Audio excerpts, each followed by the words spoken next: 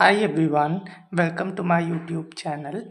आज की इस वीडियो में हम क्लास 10th मैथ्स का फर्स्ट चैप्टर स्टार्ट करने वाले हैं, जिसका नेम है real numbers. Okay, so before starting this video let me tell you कि ये इस चैप्टर का इंट्रो होने वाला है।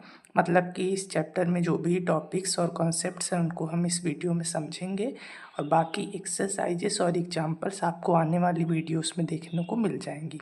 Okay, so without wasting any time let's start. तो चैप्टर का नेम है रियल नंबर्स। अब देखो, ये कोई ऐसी चीज़ नहीं है जो आपने पहले पढ़ा हो, है ना। आपने पहले रियल नंबर्स कभी नहीं सुने होंगे। तो अगर हम नंबर्स की बात करें तो क्यों ना हम बेसिक चीज़ों से स्टार्ट करें जो आपको ऑलरेडी आता है। जैसे कि आपने नेचुरल नंबर्स के बारे में पढ़ा होगा।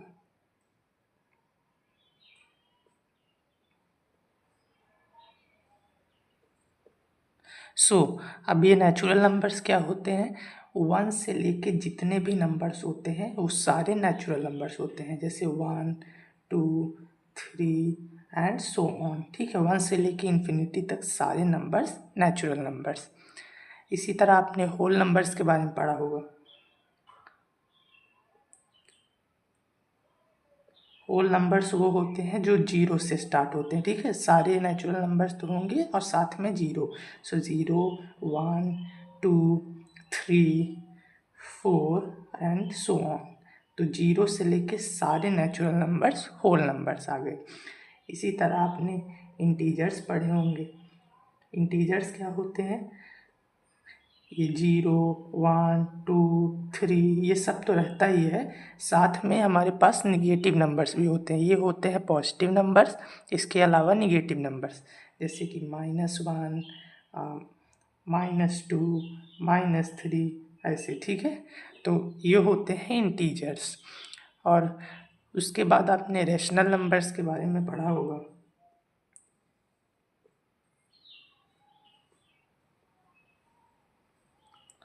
ये रेशनल नंबर्स क्या होते हैं? ऐसे नंबर्स जिनको हम P/Q की फॉर्म में लिख सकते हैं। P/Q की फॉर्म में मतलब है फ्रैक्शन की तरह। ठीक है, तो और लेकिन फ्रैक्शन में और इसमें डिफरेंस क्या होता है? जो फ्रैक्शन होता है वो सिर्फ पॉजिटिव होता है, लेकिन ये पॉजिटिव निगेटिव दोनों हो सकता है। और यहाँ पे जो Q है, Q जो है वो ज़ीरो के इक्वल नहीं होना चाहिए। ठीक है, ये नीचे वाला जीरो नहीं होना चाहिए। ये रेशनल नंबर्स का एग्जांपल, जैसे मैं अगर लिखूँ 2/3, तो this is a rational number. अगर इस तरह मैं लिखूँ -5/2, तो क्या है? ये भी एक रेशनल नंबर है। इसी तरह अगर मैं लिखूँ मान लो मैं लिखता हूँ सिर्फ जीरो, तो क्या ये रेशनल नंबर है? तो बिल्कुल है। 0/1 मैं कर सकता हूँ, ये भी है। लेकिन अगर मैं इस तरीके से लिखूँ 7/0, तो क्या ये रेशनल नंबर होगा? नहीं होगा। क्यों नहीं होगा? क्योंकि जो Q है that should not be equal to zero. Okay, ये हो गए हमारे रेशनल नंबर्स, जिनको P/Q की फॉर्म में लिख सकते हैं और Q जो है वो ज़ीरो की इक्वल ना हो। नेक्स्ट बात करते हैं इरेशनल नंबर्स की।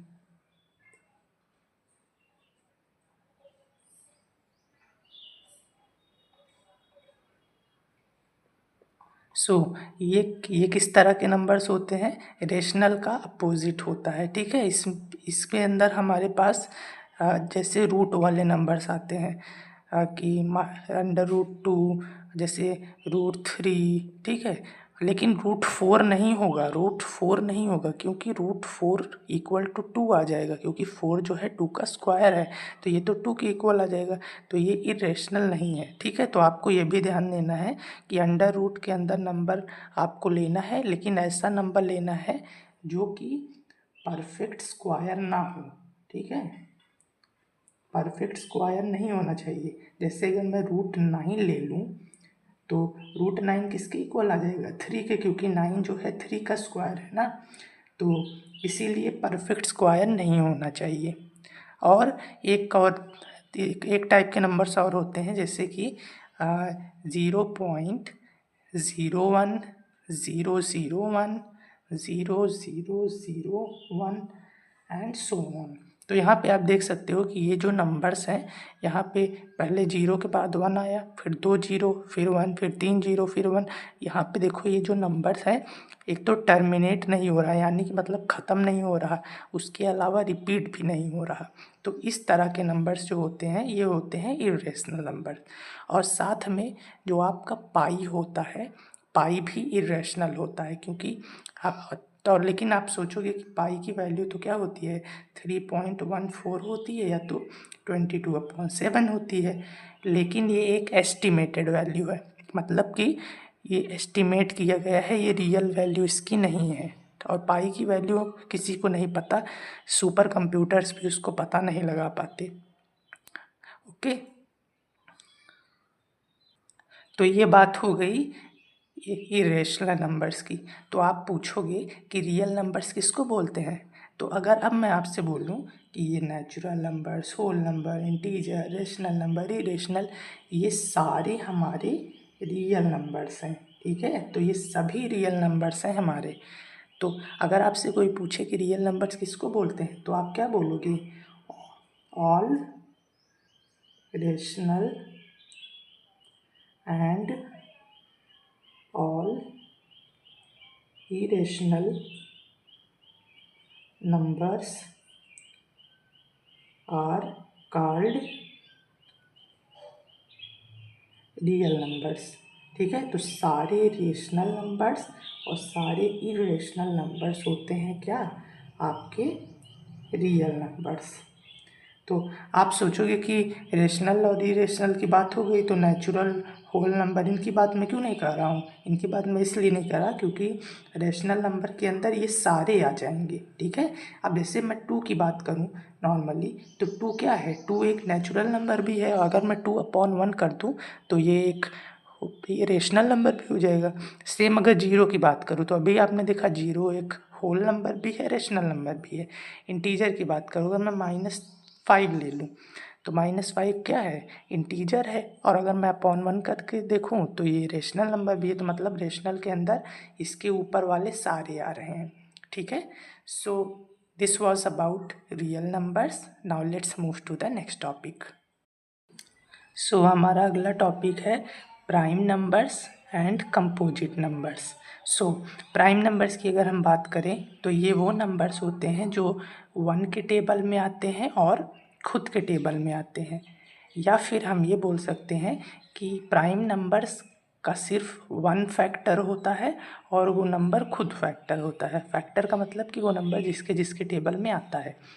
जैसे कि अगर मैं बात करूँ सबसे पहले 2 की, तो 2 क्या है, 2 एक प्राइम नंबर है, क्योंकि 2 जो है वो 1 के टेबल में आता है और खुद के टेबल में आता है, उसके अलावा किसी के टेबल में नहीं आता।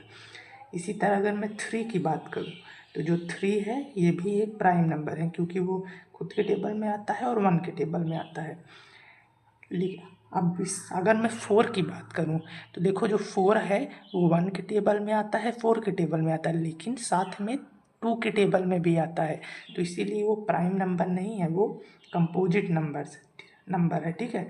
कंपोजिट नंबर मतलब कि जिसके एक से ज़्यादा फैक्टर, मतलब उस नंबर के अलावा और 1 के अलावा कोई और फैक्टर हो उसका।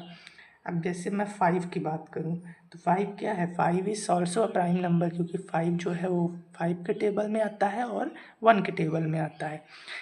तो और अगर मैं अब 6 की बात करूं तो 6 जो है वो एक कंपोजिट नंबर है, क्योंकि 6 के टेबल में आता है, 1 के टेबल में आता है, 2 के टेबल में आता है, 2 3 जा 6, 3 के टेबल में आता है, 3 2 जा 6 और 6 के टेबल में। तो देख रहे हो 6 के कितने सारे फैक्टर्स हैं। तो आपको समझ में आ गया होगा कि प्राइम नंबर्स वो होते हैं जिनका केवल वो नंबर खुद फैक्टर होता है और 1 होता है। अगर 1 को ना भी ध्यान दो तो सिर्फ ये कहो कि जो खुद के टेबल में आता है।